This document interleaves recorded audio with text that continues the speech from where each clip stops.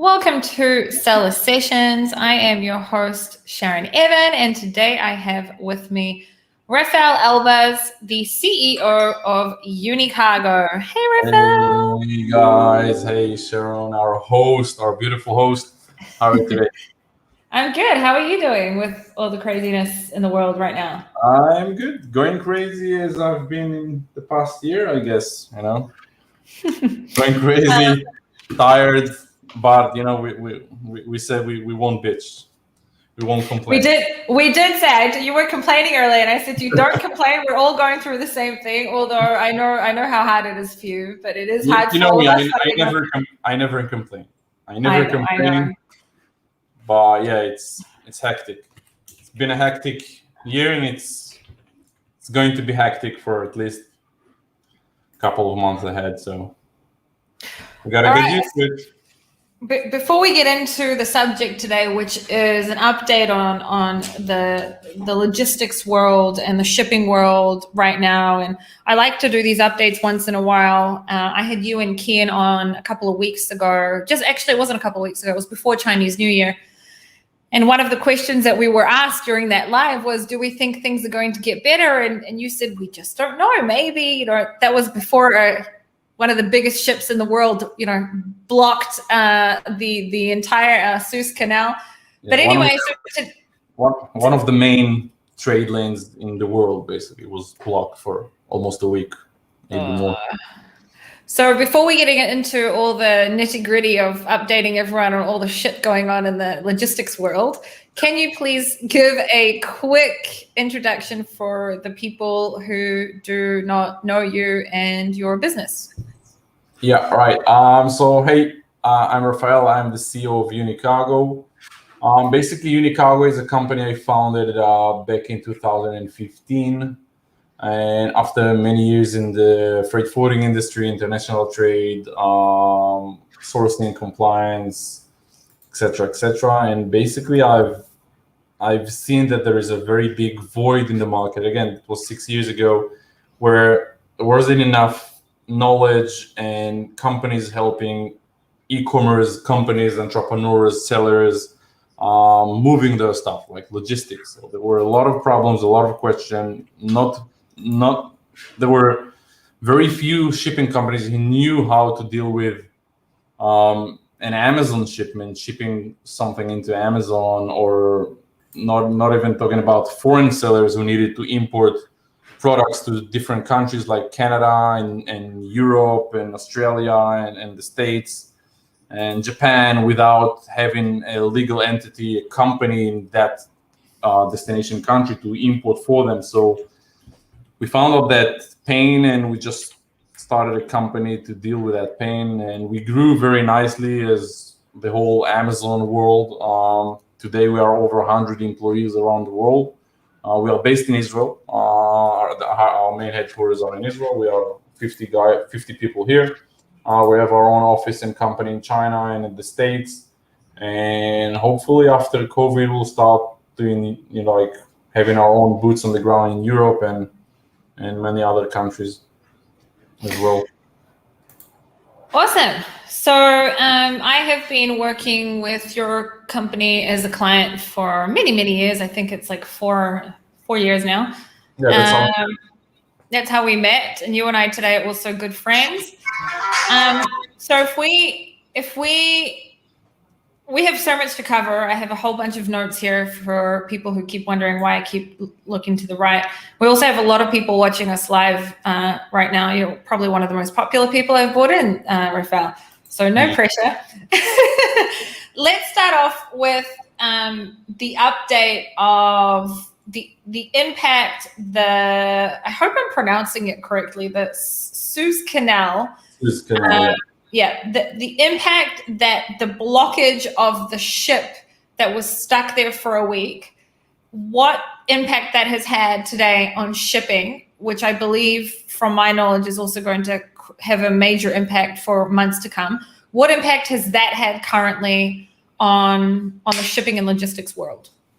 All right, that's a good question. Basically, the impact that blockage had on the shipping world is the same impact COVID had on the US to China trading. So what happens is we have surge in imports, right? The reason for that is many reasons for surge in imports, but just people are consuming more apparently. You can say that's COVID related or not. I'm not getting into that, but we have surge in imports both in Europe and the States. So people are shipping more. People are consuming more. So importers are shipping more. And you have manpower constraints, which causes delays. All right. So when you have a delay, doesn't matter if it's because of the port or because of Suez Canal got blocked, and now you have a huge traffic jam of vessels sitting and can't move to their destination ports. When you have a delay for a vessel, that means the vessel can't get back to its origin route, right? The vessel makes a route like a bus, right? She goes, for example, through Ningbo, Shanghai, Busan in Korea, Long Beach, Los Angeles, Oakland, Seattle, and then it goes back again to Ningbo, Shanghai. It's a route, all right? It's a cycle. Now, where a ship gets stuck in Suez Canal or in LA because there are not enough dock workers to unload the ship gets stuck there, and then the route gets canceled that week because the ship doesn't have enough time to get back to its original departure date again at origin country. So when you have vessels canceled, it means you have no space for that week, which means containers are rolled over for next week, right? The vessel didn't. Just a second, somebody's really. No problem. The vessels, you were saying. Vessels are just not getting back to origin port, which means you don't have enough vessels to move containers now. All right, not enough vessels means not enough space, and rates go through the roof. Another thing that happens is that when a vessel comes back to origin, to China, for example, they bring in a lot of empty containers, whether it's from Europe, whether it's from the States, or whether it's from wherever. All right, these empty containers are used again for import to export again, right? In order to export something, you have to pick up an empty container, fill it in with products, and get it on the ship. Now, if ships doesn't get back on time, it means the pool of empty containers in China are getting lower and lower and lower, and that becomes a commodity. All right. Right now, an empty container in China is a commodity. Commodity means there are not enough of them, and now you have to pay premium booking. You have to pay additional amount just to secure a container, an empty container. Space rates are going through the roof, right? We thought we've seen the worst.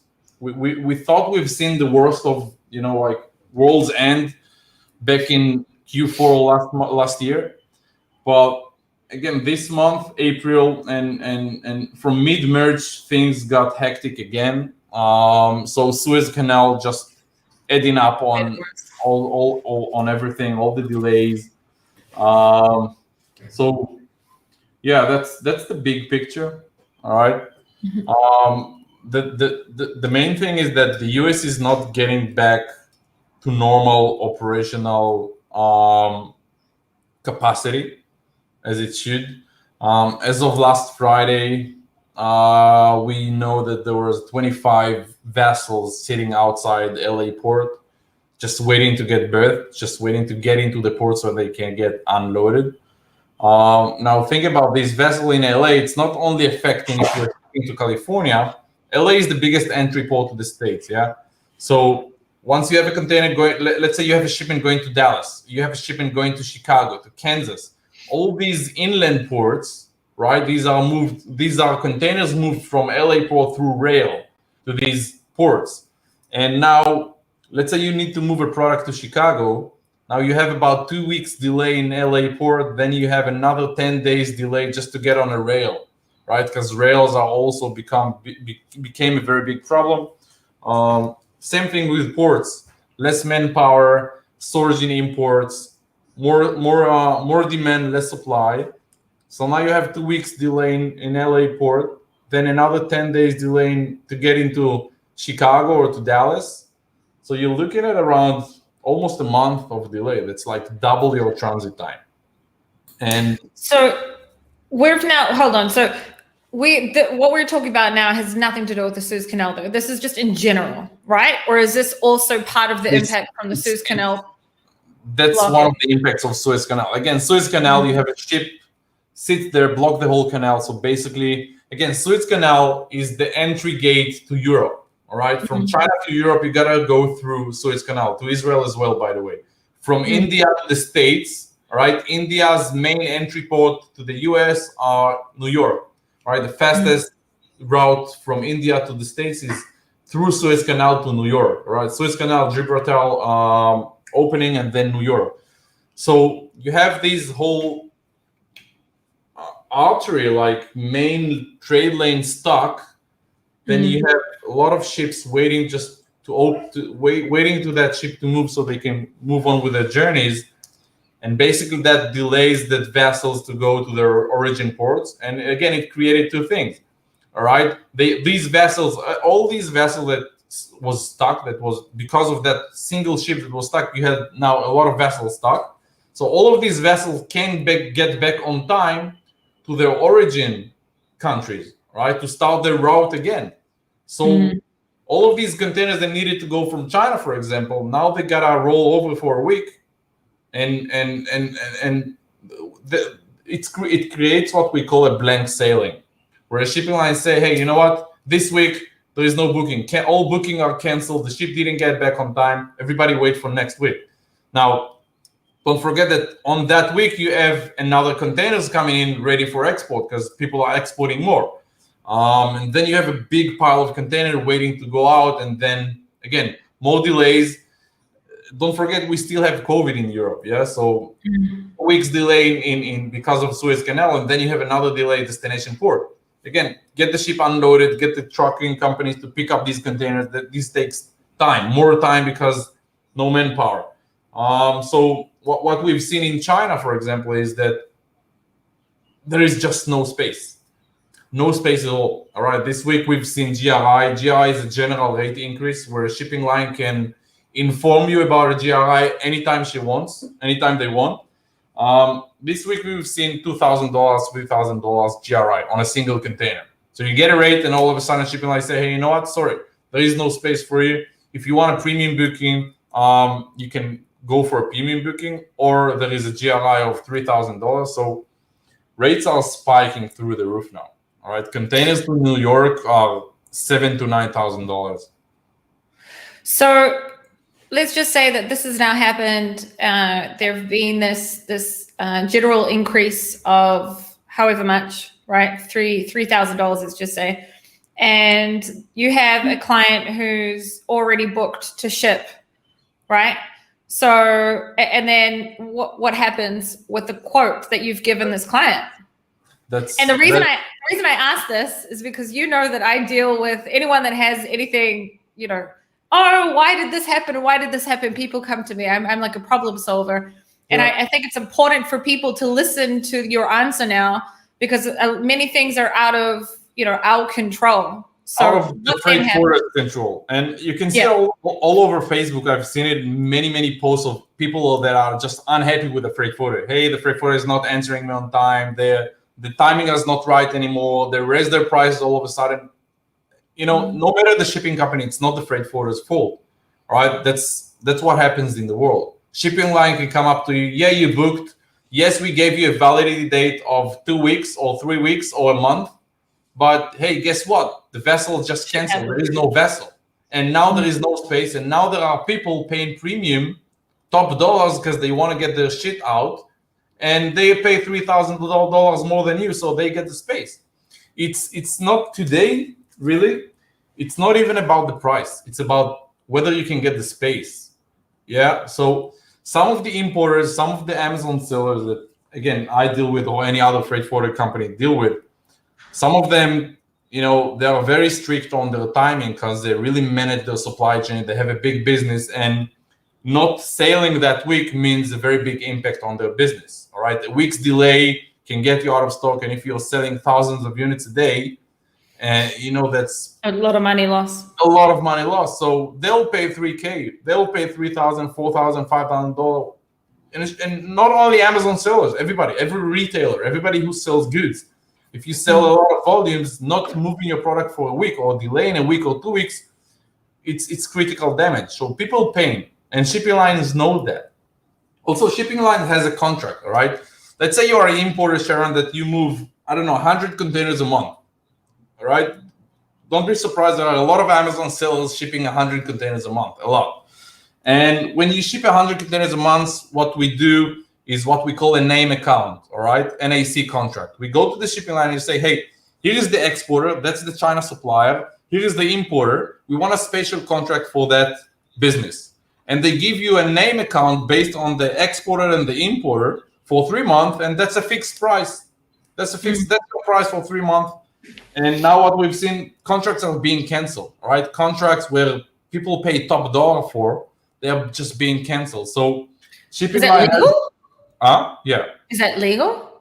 That's like a cartel. That's shipping line. That's their own. You know, they are all protected on the shipping on bill of ladings and contract. Shipping lines are protected. Nobody can do anything to them. You know, they are the vessel owner. So it's either you pay or you lose the space, and that's been an unfortunate situation with them. There's a lot of buzz in the shipping world on how bad shipping lines treat this whole crisis and how they took advantage of the crisis, because rates right now are 400% more than pre-COVID. 400%. A container to UK used to cost $800 to $1,000, between $800 to $1,000. A container to UK costs between $5,000 to $7,000 today. Wow. Whether you can get a space, it's insane. All right, and shipping line take advantage of that, and they made a lot of money in the past year and more year and a half. It's important for people to understand when you're saying the shipping line. This has nothing to do with a freight forwarder. Yeah, freight forwarder. This isn't Unicargo or whatever, any freight forwarder or shipping company. Yeah. They don't decide on this pricing. It's the shipping lines that do, and freight forwarder will have a general markup. I don't know, a certain percentage, right? A markup. The base price would be the shipping line's price, and when you get a quote from a shipping line or when you get a quote from a freight forwarder, you have a validity date. The quote is valid until this and that date. But what happens during these crazy times, all right, where there's just no space and vessels are canceled and there's huge backlog in China to get out, people are just paying more. And then what happens, people are taking other people's space, and all of a sudden you have no space. So even if your price wouldn't move, you'll have to wait another week and sometimes another 2 weeks just to get out. And that's where this whole competition begins, who pays more to get the space, and that's created a bidding war, and it's just nuts. Now, don't forget that slower sea moves, like sea freight, has become slower, like double, and that brings air to the question again. So people are now using more air again. People are which also creates a huge bottleneck. And again, the supply is still very restricted because people still don't fly around. All right, don't forget, 60% of all cargo by air were moving through passenger flights, commercial or regular passenger flights, and these flights are still not operating regularly. They are still, I don't know, at 10%, 15%, I don't know, 20% from what it used to be. And now people need to ship more by air because sea freight is very slow. And again, prices right now, as we speak, prices are around $9 a kilo, $10 a kilo, $11 a kilo by air. All right. Standard? Air standard? Yeah, air standard. Wow. Regular times you're looking at $3-4 a kilo. Yeah. That's crazy. So it is crazy. You know, the question is, and that's what I told you when before we started this interview. Everybody's talking about the rates and the shitty situation and the space capacity, but I want us to talk about what can we do, how can we, and if we can take advantage of that situation, or if by acting differently or adapting your supply chain to this reality, maybe you can get a competitive edge. And there are things to do to handle this situation. Let's talk about that. Or if you have any other questions you wanna go. Yeah, I'd like us to leave the tips towards the end on that we've spoken about how to adapt to the situation. I'd like to quickly sort of just by the way, there are many people here. We have a few questions. We're going to answer your questions very shortly. Okay, we're just going to get through some content and then we'll start answering questions. So let's just go over what Saibi, I will say this. Saibi said, poor Refael, you look super stressed, man. So I know you very well, Refael, and I have also interviewed you many times, even long before I was on solo sessions. You were featured many times in my group, and this is the most stressed I've ever seen you.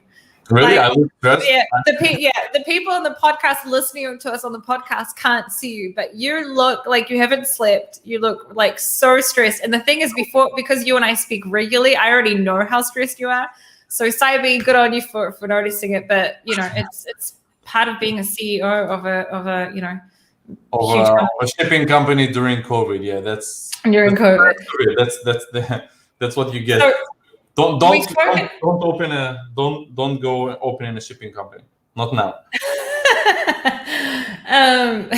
So we've spoken about the impact of the Suez Canal blockage. Now we've spoken about the shortage of containers. Let's speak about updates. We did touch a little bit on ports, right? But we didn't really get into it because I think it's important for people to understand what is going on right now in the ports. So can we have a little bit of an update on what's happening currently in the ports in the US and then in Europe? Yeah, that's a good topic. So basically, again, LA, Long Beach, biggest ports in the States, completely mess, backlogged like crazy. Again, I would say the average waiting time, again, from the vessel arrival to Long Beach or LA port. But these are, for whoever doesn't know, these are two different ports, Long Beach and Los Angeles port, two different ports, a 3-minute walking distance from each other. All right, so some of the containers going to Long Beach and some of the containers going to Los Angeles port, but it's two different ports, same location. So congestion, we look at about, I would say 10, 12, 13, 14 days from vessel arrival, from the actual arrival date of the vessel until containers are being unloaded, right? Discharged from the vessel. Shipping lines are aware of that, and we are starting to see diversions of containers to Oakland and Seattle. So before this mess started, there was no direct service to Oakland, all right? Shipping lines were doing Los Angeles, they unloaded in Los Angeles, and they would go through to Oakland and then go through to Seattle. What we are seeing now is a direct line from China to Seattle and then to Oakland, skipping completely Long Beach. So vessels are adapting, shipping lines are adapting to the situation, but basically it'll create more backlogs in other ports, all right? In Oakland port, right now, again, as of last Friday, the operational update is 12 vessels outside of Oakland, which creates another backlog, I would say another couple of days just to get container discharged from the vessel in Oakland. So Oakland is getting congested as well. Seattle is still pretty good, but also a lot of LCL cargo is now being routed through Seattle. But there isn't so many options going through the West Coast. It's either Seattle or Long Beach or LA. So Oakland doesn't have a direct service, so it's either these two ports. So if shipping lines are skipping Los Angeles, going to Seattle, they're gonna create a backlog in Seattle in about a week, 2 weeks, 3 weeks from now. So we gotta watch out for that as well. New York is all right. It's not that the congestion is not really an issue in New York, but space to New York became a hell of a thing to get. All right, it's very hard to get space to New York, and prices jumped like crazy to New York, the East Coast. Main issue is what we call an inland ports, dry ports, like ports that are through the rail. like Kansas, Chicago, Dallas, Charlotte, or any other port that is not on a coastline. What happens is that after the backlog in the major ports, in the entry port, there is another backlog of getting the container on rail and waiting for the rail departure and arrival. So you're looking at about, I don't know, 5 to 10 days, depends on the depot you're sending out of. Savannah is pretty good on the East Coast. If you want to go to the East Coast, it doesn't matter really because New York is still okay, so you don't need to skip New York. The main problem is West Coast now and getting out of the West Coast to other ports, like dry ports. So something that I think is important for some people to understand is when it comes to supply chain and it comes to getting a container from point A to point B, so let's just say from China all the way to your 3PL or to Amazon, there are a lot of different stops and different people also involved, because we've got, like you said, the shipping line is like, it's kind of like a bus. They stop during their route, they stop in different places, put on some more containers, offload some more containers, etc. It's never direct. It's never directly to there. And then they arrive to the port, and then there's workers at the port that need to offload it, and they need to put it onto trucks. So there is currently a truckers shortage, right? Chassis shortage, equipment, right? The actual equipment to put the containers on. So the containers. Chassis, so for the people that don't understand, the containers sit on what is called a chassis. So there's still a chassis. There's a chassis shortage. So we've got manpower shortage at the ports. We have truckers shortage, and then we have a chassis shortage, and then we have a container shortage, and we have 25 vessels anchored outside of Long Beach? Long Beach, LA, yeah. Okay. So sea shipping, we can say currently is like totally fucked, basically, at the end of the day. Like again, if you're used to 30 days, your regular transit time, just double it. 60 to 65, 75 days. That's right? That's with kind of another safety gap. On an Amazon level, we're before Prime Day. For those of you who don't know, Prime Day is usually in July, usually on a Monday in July. So we're before Prime Day, and there will be the bigger sellers that are going to want to get stock in as soon as possible. We're before what's the cutoff date? I remember one of the clients told me, what's the cutoff date to get products into Amazon? I think Amazon actually gave a cutoff date of this month, if I'm not mistaken. I actually didn't receive the email that some people said that they received. Many Amazon sellers did not receive the email. There are some people here. Something in May? I don't know yet they haven't sent the email to everyone. If there's anyone here that has received the email and can let us know what the date was that was given, that would be awesome. I didn't receive the email, and many of my clients and people that I've spoken to haven't received it yet. But I know that Amazon did send it out. I think it's for the UK specifically. But it's usually towards the middle of May. Yeah, I forgot the word April. Usually towards the middle of May is when it's usually the cutoff. So you're going to have people... If you didn't ship your products by now... Already? Yeah, but it's not black and white though. It's not black and white though, because sometimes they will receive stock afterwards and it will be ready for Prime Day. So you will always receive stock. It's not that they're gonna stop receiving stock. They will always receive stock. But the question is how whether fast it's going to be in the ready to exactly. And then we've also got a lot of us have already started to then prepare for Q4 already now, right? So the way I see it, it's not going to get better this year, no matter what. That's how I see it. Because it's already extreme. We've already got major delays, and this is going to cause people to order even more because people don't want to go out of stock. And then we've got Q4, so I don't think it's going to get better this year. Would that be a pretty good, statement? Prediction? I would say I can assure you it's not going to get better in the next 2 months. Yeah, 2 months we are looking at mid-June. So yeah, then in Q4. I doubt it.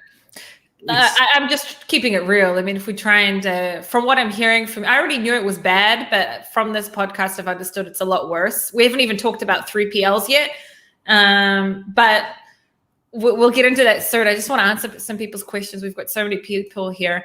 Near said, I just want to bring it up. I didn't get the email. I just checked, and it's not in the news yet. I haven't seen it in the news either, Near, and I haven't received the email. But there were some people that said they did receive the email, but they may have been in the UK. We'll keep you guys updated on the Prime Day stuff. So I'm going to go through some questions, and then we'll continue. I want us to talk a little bit about 3PLs, and then how what can you do about it? Importers can and people who are moving cargo can currently adjust, and tips that you have for them. So Mark said, so Refael, if you have goods going to the East Coast USA from China, does it still need to go through LA port, or they go to the New York or the New Jersey port? We spoke briefly about that, but you go.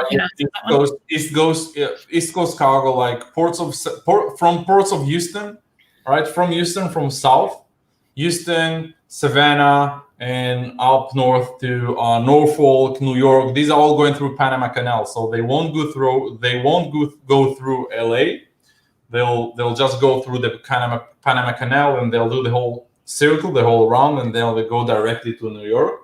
Before COVID, we had services going to New York via Long Beach because it was much faster. Getting 16, 17 days to Long Beach, and then a rail of 4 days to New York. You have 21 days to New York.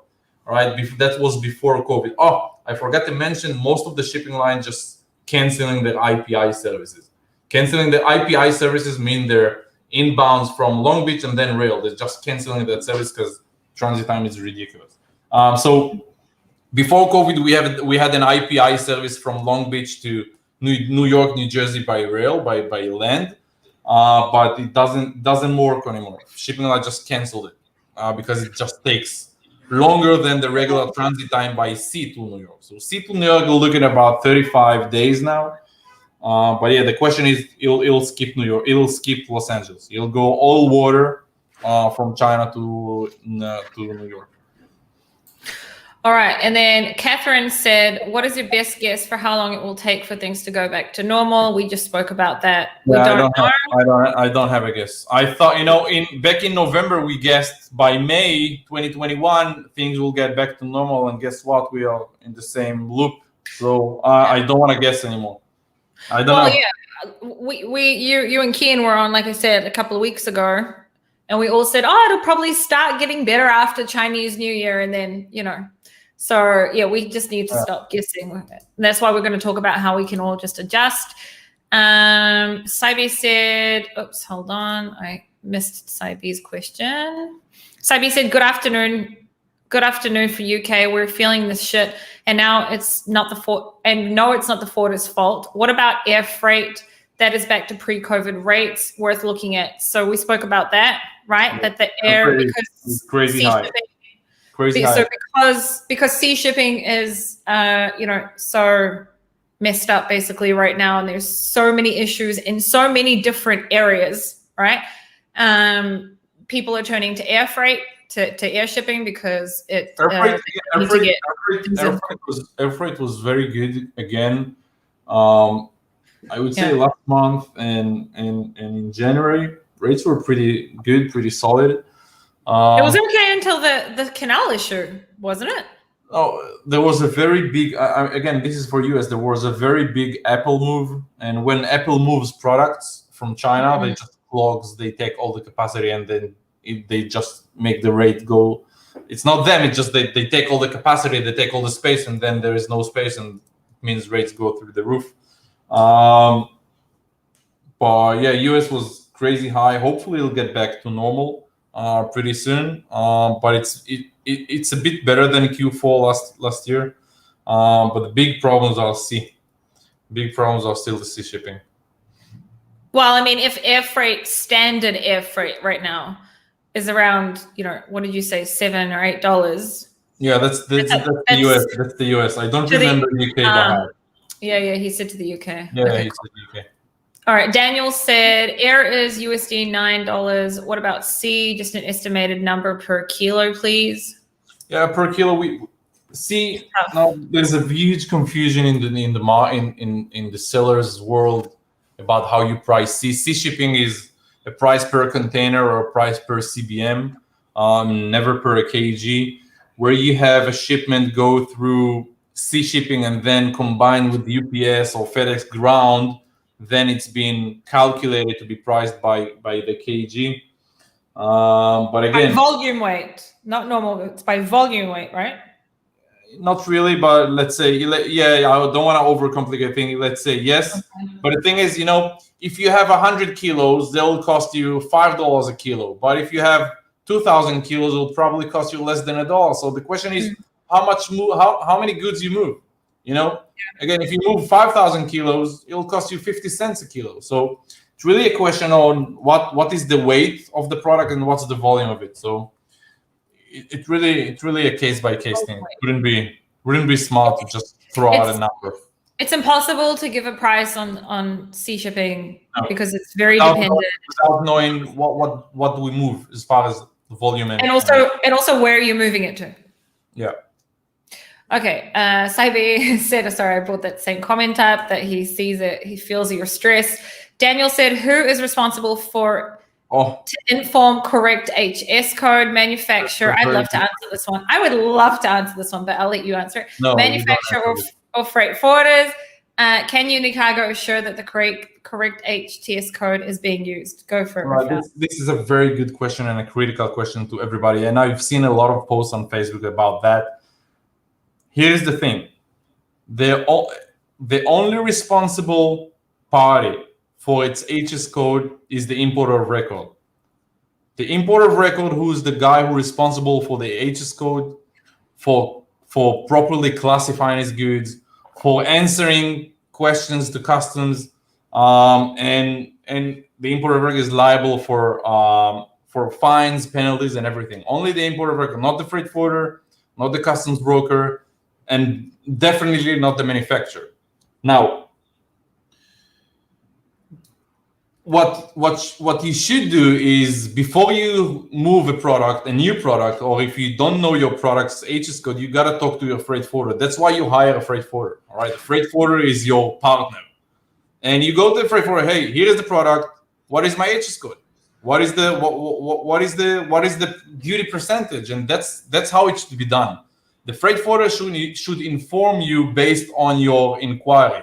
So, for example, the process where somebody comes to Unicargo and it's a new client and we don't know its product and it's not in our system, we will quote him the pricing.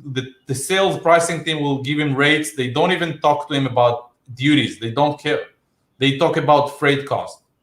When we start the process, because they assume the importer knows his products. The importer moves his goods and he knows his products and the HS code, because that's how it should be. But when this moves to operation, let's say somebody approves a price and it moves to our operations team, the customer service team will talk to the client and say, hey, nice meeting you and blah, blah, blah. I can see you're moving pillows. Do you have that HS code for the pillows? Have you shipped them before? Have you imported them before? Do you have a preferred HS code? And if he says yes, we take the HS code from him because that's his HS code and it will classify based on his HS code. And if he says, no, I have no idea, we'll take the product materials, we'll take the ASIN, we'll look at the listing, we'll look at the product pictures, and we'll classify it for him. But once we classify, we say, hey, Daniel, this is based on the information you provided. That's your HS code. That's the duty percentage you're going to pay. If your cargo worth is $20,000 and the duty rate is 10%, you're going to pay $2,000 on the import duty. And we do that before we even collect the product. Because, again, a client might say, an inexperienced seller might say, hey, no way. And then we say, hey, thank you very much.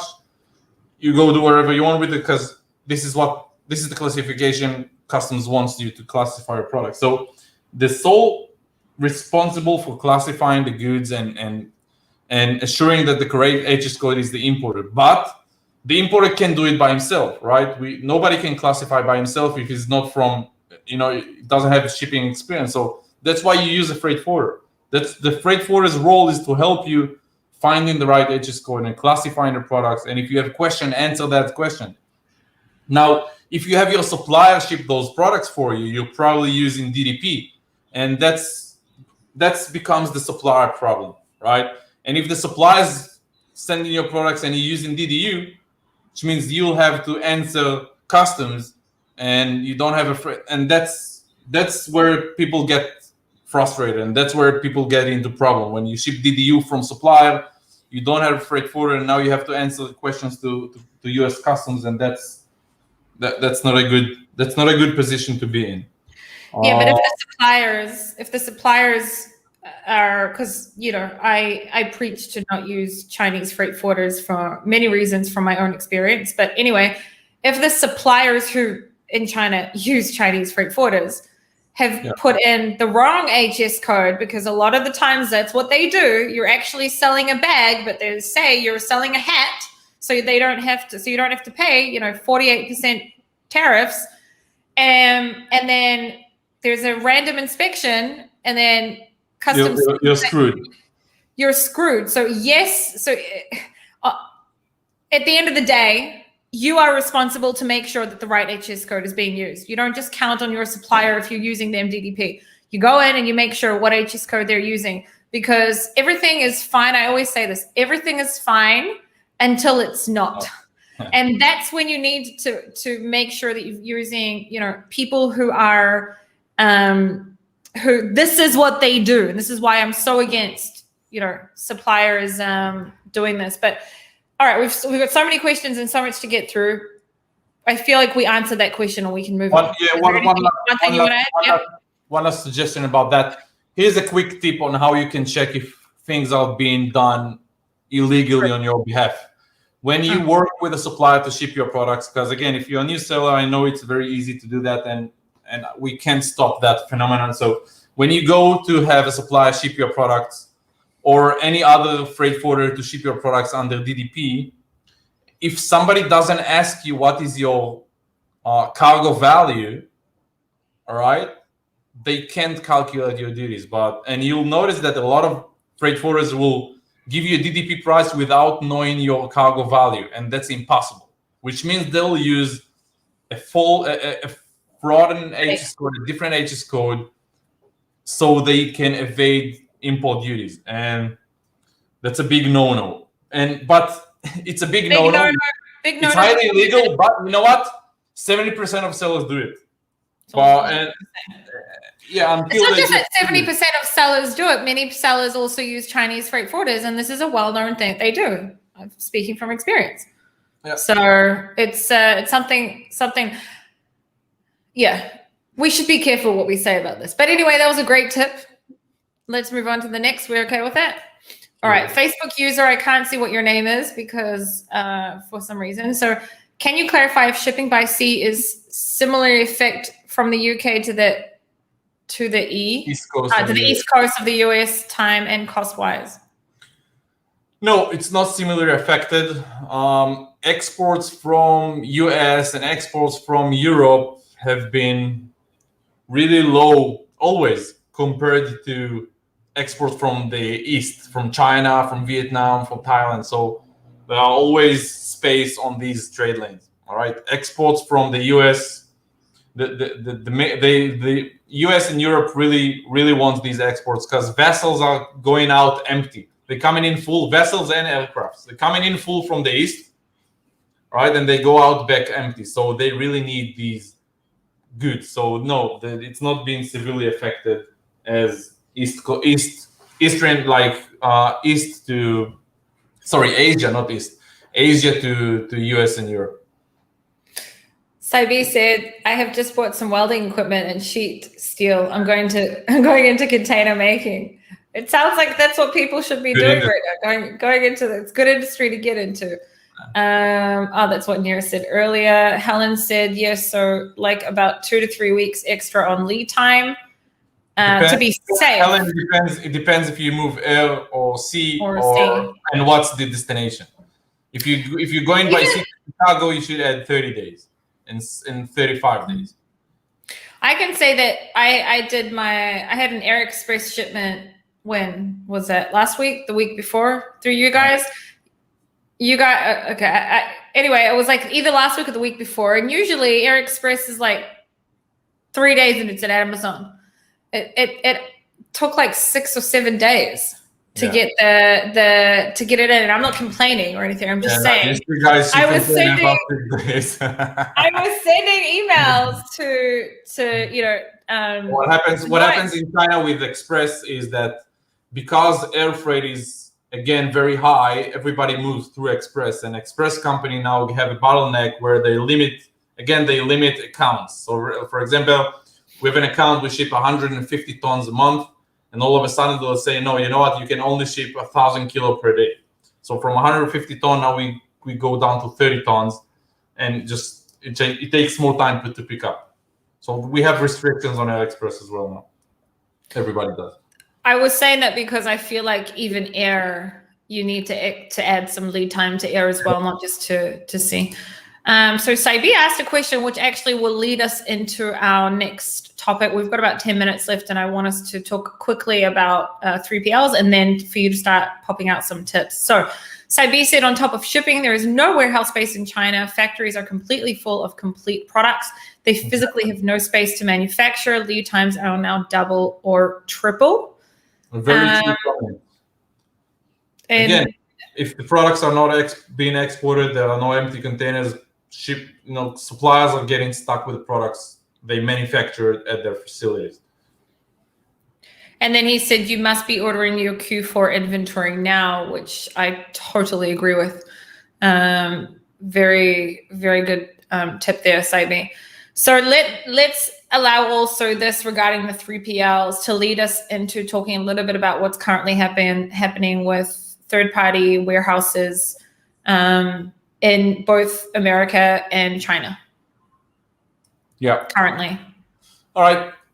Before we go into 3PLs, again, we said we want to discuss 3PLs. 3PL is basically the result of how we can better adapt to the new situation, right? So utilizing the 3PL means that you got to manufacture more, all right, have bigger loads and keep products domestically in your marketplace. Whether you sell in Europe, so keep it in Europe. You sell in the UK, keep it in the UK. And if you sell in the US, keep it in the US, right? So utilizing a 3PL during these times is critical, right? That's what we differentiate a good supply chain from a bad supply chain. All right. If you move products always by sea directly from suppliers to Amazon, you're gonna get stuck, right? Because now your supply chain is disrupted. But if you move bigger loads now, the adaptation needs to be done is moving bigger loads to 3PLs and just having products sit domestically. Yes, it will cost you more because now you'll have to pay storage costs, etc. But again, you do your math and adding up that extra cost, I think it will be worth it because you'll have products to sell very fast. All right, moving products domestically to your marketplace, whether it's an Amazon, Walmart, Target, or whatever, it'll be a couple of days task compared to moving it by sea, which will take you 60 what days. You're saying is instead of using a Chinese 3PL right now, to use the 3PL for the marketplace in which you sell in so that you can move. It wouldn't help you to keep products in China, whether it's in your supplier's facility for free or whether it's in a Chinese 3PL, you still have to move it probably by sea. And it doesn't really help you. What you need to do is keep your products domestically. Find a good 3PL and start changing your supply. But this is also an issue because right now there's like no 3PLs. There's no space, or people are opening up. There is space. There is space. You just gotta find it. You gotta look for it. It's not as easy as 2 years ago, but you gotta find it now. 2 years ago, every 3PL you came into, you say, yeah, hey, welcome.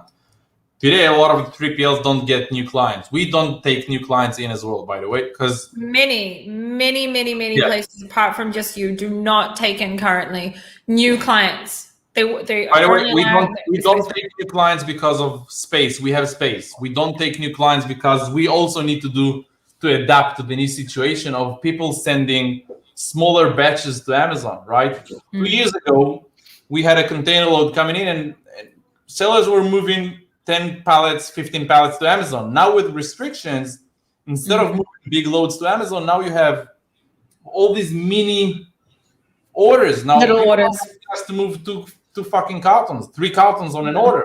It's losing money. Moving 3 cartons out of 3PL makes the 3PL lose money.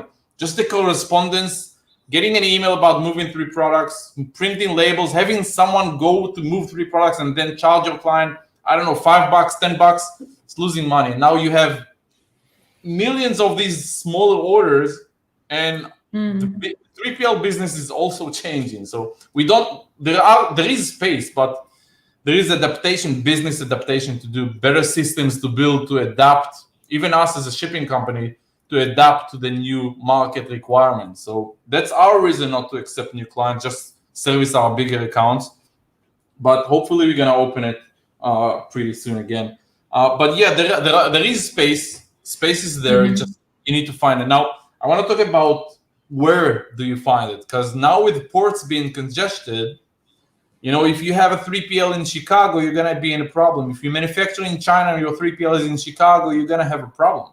Because again, we spoke about how your transit times tripled, and transit time to Chicago pre-COVID is 30 days, and now you're looking at 50, 60 days. So you now got to look at where you place these 3PLs, all right?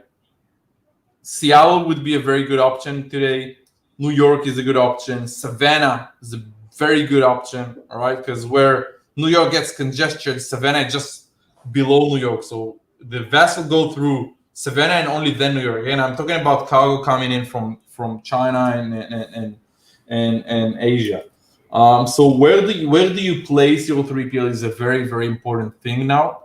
You want to make sure you're not around inland ports, all right? You want to make sure you're around the coastline. They'll allow you to save 10, 15 days on transit time, all right? And that's very, very important. All right, when you go to choose a 3PL, again, depends on the size of the operation, but what I would recommend is always work with a 3PL company or a 3PL provider or a freight forwarder who has multiple locations, a network. Because you want to start, again, it depends on your SKU quantity and how many variations you have, but you want to start distributing what we call zone skipping. You want to start distributing products through different 3PLs on the same network. So for example, if the marketplace requires you to move products to California, like Amazon asks you to move products from California, you already have some products in the West Coast. You don't need to move them across the country. And where you place products in strategic locations around the state, and again, it doesn't have to be 5 locations. It depends on your operation, but a minimum of 2 locations would be ideal. So you can just zone skip and try to work on a platform where you have what we call a 4PL and not a 3PL.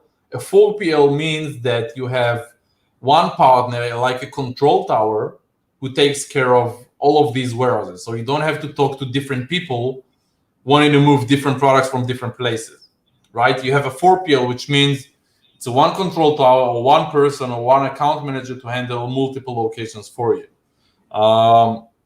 That opposed to hiring. First time I've heard anyone say 4PL. Never heard of a 4PL. Okay. That's a very common.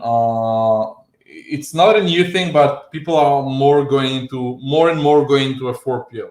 So, for example, if you hire Unicargo to do your freight forwarding and to handle 4 locations for you, and Unicargo will place one dedicated person to manage all of that activity, that would be working on a 4PL model, right? You have one man, one control tower to do shipping, logistics, customs, and handling your products through entire supply chain. Yeah.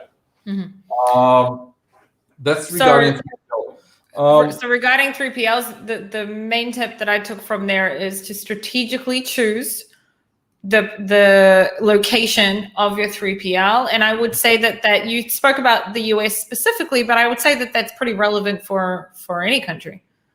Yeah. Right? Now, again, Europe is a bit different because again, you don't have so many entry ports in the UK. You have Felixstowe and Southampton. You don't have as much option. UK is a bit. The US is much bigger, and there are so many options. So it's easier to get lost, or it's easier to make big mistakes when placing your 3PL because there are so many options, different options. It's huge. Yeah.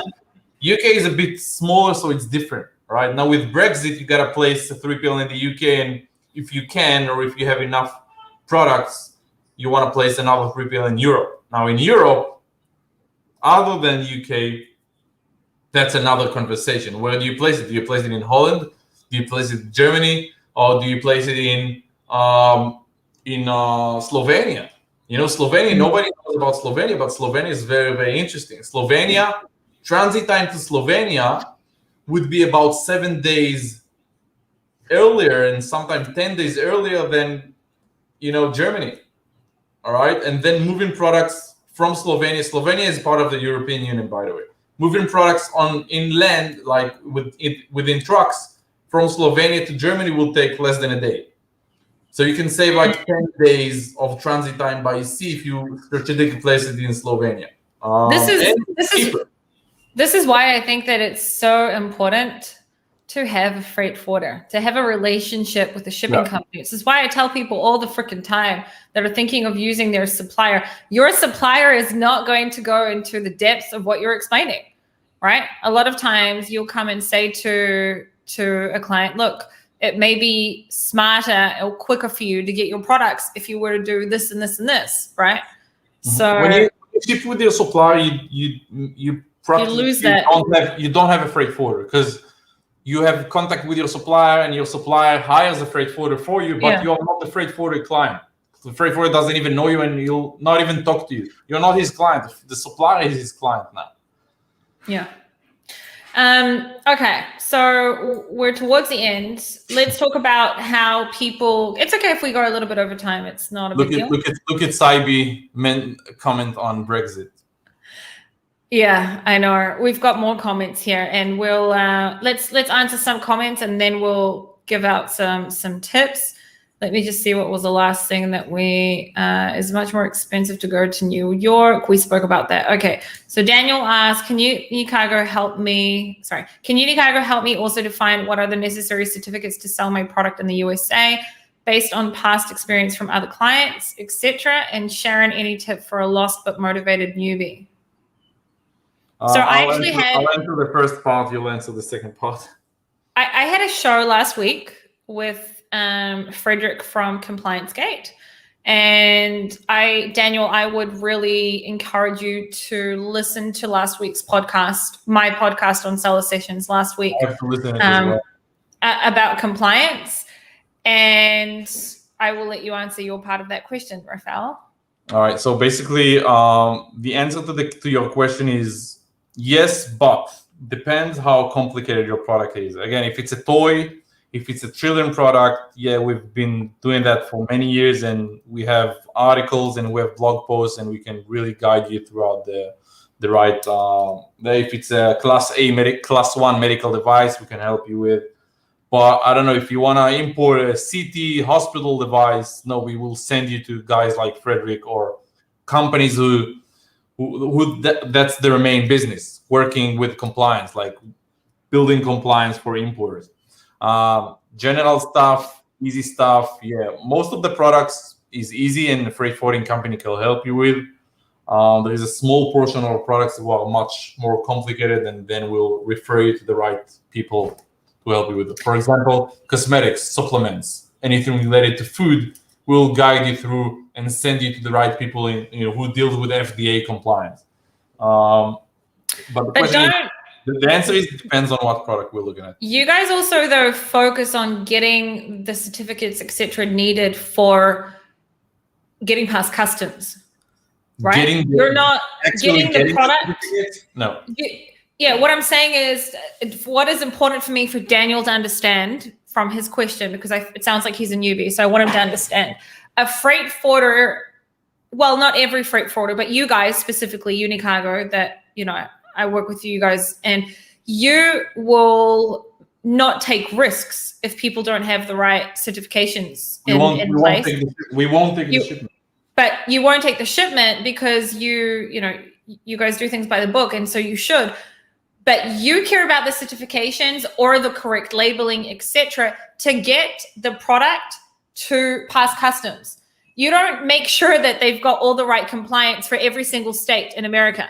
You don't make sure that they've got the right compliance for to sell on Amazon. So it's important, Daniel, to understand. So a freight forwarder what they care about is their job is to get your product past customs and to its final destination. And from there on, that's it. That's it. So you as a seller or as anyone who is, making products and importing them into a country and selling them, and people are being exposed and using these products, it is up to you and only you to make sure that you're complying by all the correct regulations for the specific country that you're selling in. So last week, I interviewed Frederick from Compliance Gate. Now, Compliance Gate is not a compliance agent, okay? They are they are like a resource. They're like an encyclopedia for compliance. A compliance agent in which I work with is Yael Kabili. Yael Kabili also does compliance for obviously a charge. They are compliance consultants as well. So Daniel, you could reach out to her, which is www.e-kabili.com. Refael and I are both good friends with Yael as well, and that is an option. And for the next question, which is Sharon, any tip for a lost but motivated newbie? Daniel, join my Facebook group, find me, speak to me, and if I can motivate you in any way, I will. What? Sharon will motivate you. I'm good at kicking people up the butt, So what were you going to say? One last thing to add about that, because that's very important and many times overlooked. To add on what you said, basically it's very simple. There are two types of compliance: an import compliance, what it takes to import a product, what it needs to import a product, and a marketplace compliance, what Amazon wants in order for you to sell. What's the compliance? What's the marketplace compliance? Two types of compliance. Now, they don't relate all the time. For example, an electronic product, we don't need anything to import, a hair straightener, a straightener iron. We don't need anything in order to import that. But Amazon might want a UL certificate or any other type of electrical compliance in order for you to sell in their marketplace.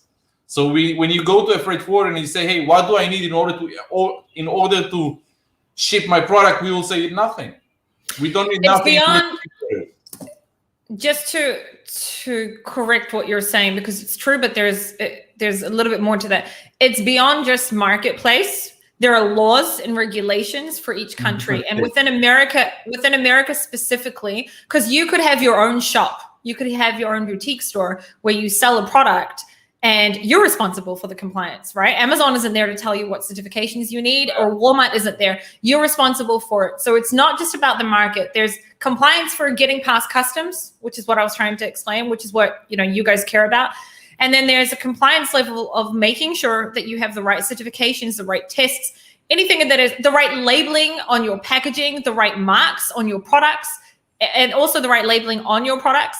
That is something that you're responsible for in general, and even different areas in Europe have different, compliance that you'll need, certifications, etc. And even within America, different states, there's different things that you need to have as well, right? So that's a whole different subject, though, and we want to start wrapping it up. So Maggie asked, how busy is the port in Vancouver, Canada?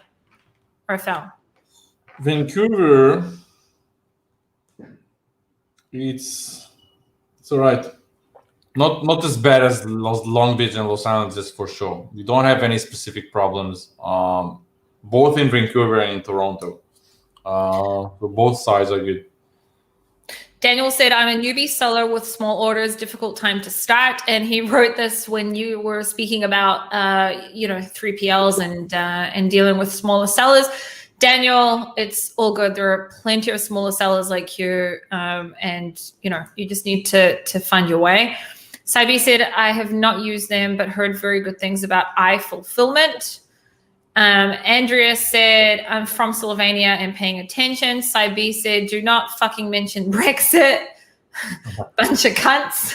And then Let's Analyze said, how can I sell my services on Amazon sellers as a VA? Not the right place for you to ask that here.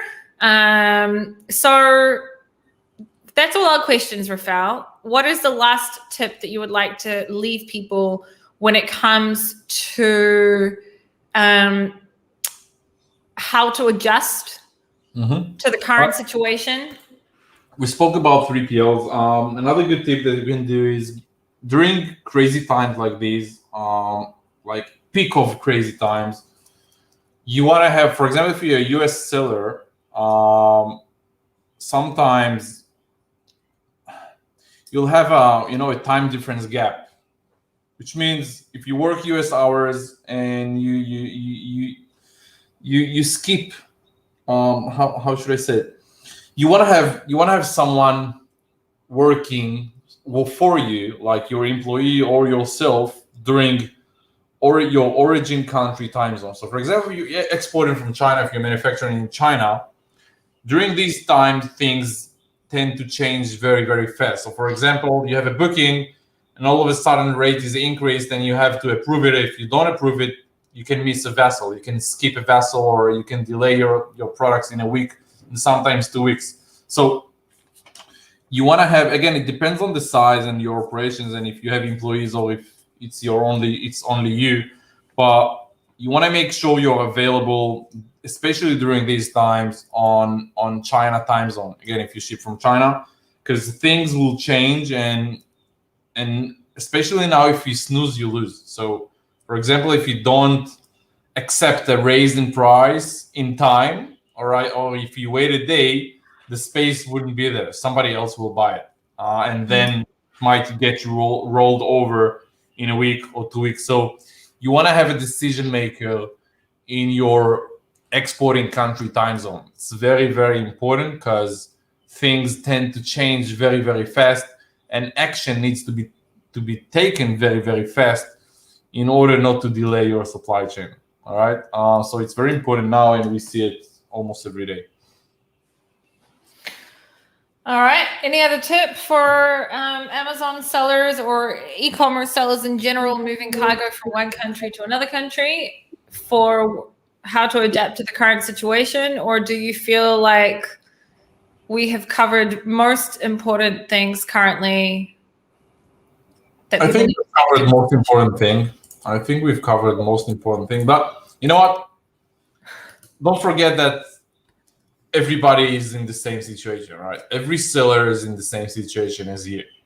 And depends how deep your pockets are, you can actually take advantage of that situation and get a competitive edge on your competition. Again, but that's by thinking strategically, placing your 3PL strategically, having your go-to market faster than your competition.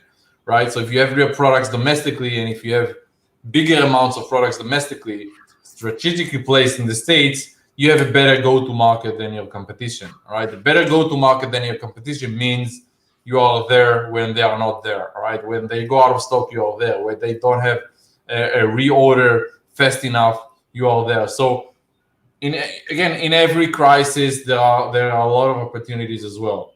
I believe the opportunity here is understanding how to adapt to the new situation and how to have a faster go-to-market, because a lot of people are getting out of stock. Again, we deal with thousands of sellers, and we see it all the time.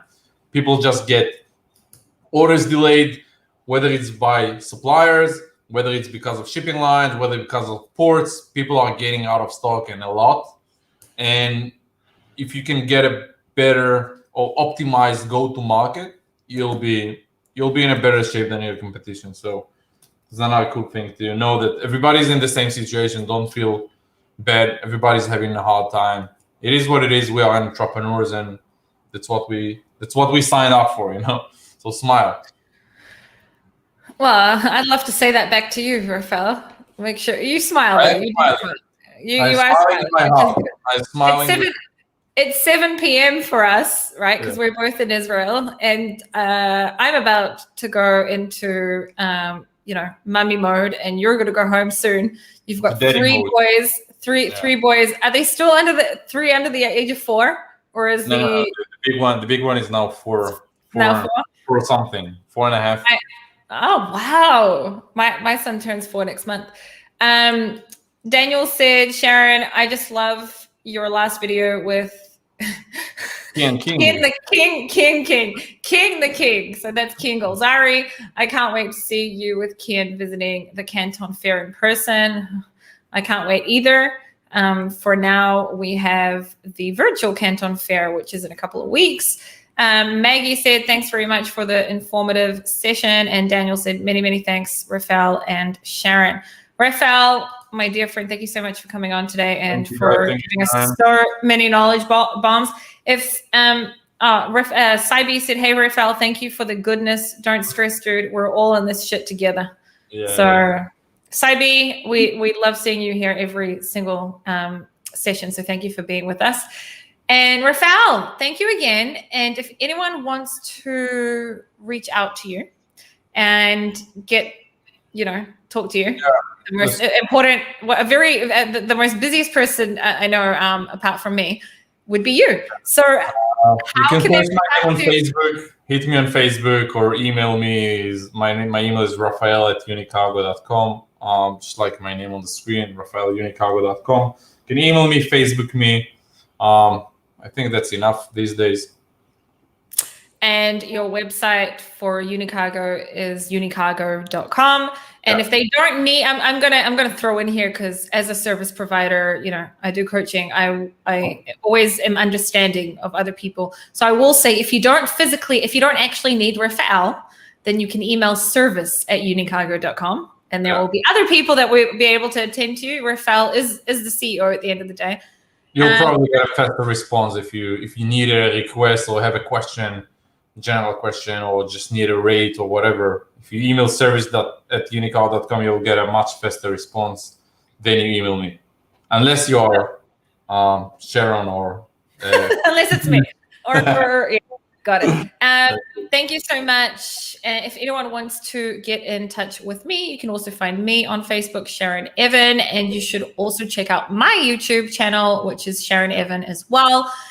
Isabella will be back on Monday, and Danny will be back on Tuesday. I hope you all have an amazing weekend, and I will see you all next Thursday. Thanks, Refael. Bye, guys. Bye, Sharon.